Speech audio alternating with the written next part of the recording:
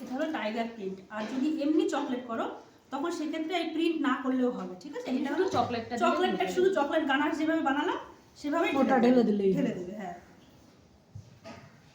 Tiger প্রিন্টের ক্ষেত্রে। আর এমনি যদি ম্যাম টাইগার প্রিন্ট ছাড়া এমনি এরপর কোনো কালার দিয়ে জেল কালারটা আনতে চাই, এর উপরে মার্বেলের ওটাও হবে।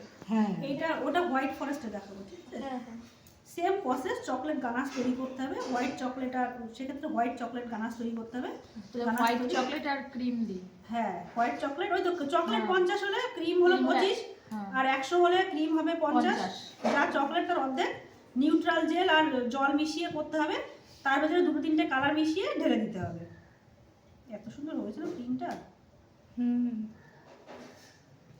এবার এটা পড়তে থাকবে, বুঝলো তো? এটা একটু সেট না হওয়া পর্যন্ত এই গাটা পরিষ্কার হবে না। এই সাইডটা দেখো কেমন প্রিন্টটা এসছে। এই জন্য যখন ওঠায় অন্য ইয়েতে তুলে নেয়, যেটা তাড়াতাড়ি অর্ডার থাকে। সাইডটা একটু সাইডে মুছে দিই, পরে মুছতে কেন হবে? পরে যাচ্ছে এইটা না। দিয়ে তুলে নিন সাইড থেকে চেঁচে।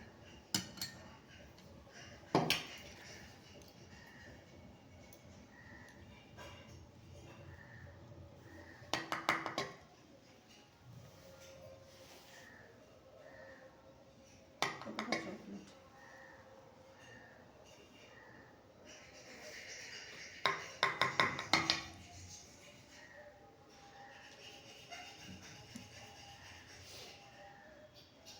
এই জায়গাটা খুব সুন্দর লাগছে।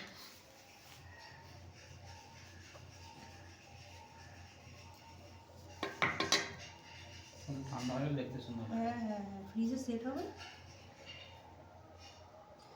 হোয়াইট ফরেস্টের গায়ে আর একটা জিনিস করে দেখাবো, আর ওই যে তোমার যে বাবেল র্যাপগুলো আছে না, ওটা দিয়ে চকলেট টপার তৈরি করে দেখাবো। এই এত কিছু কাজ থাকে, সেই জন্য আমি বলি লাস্টের দিনে একটু তাড়াতাড়ি আসতে।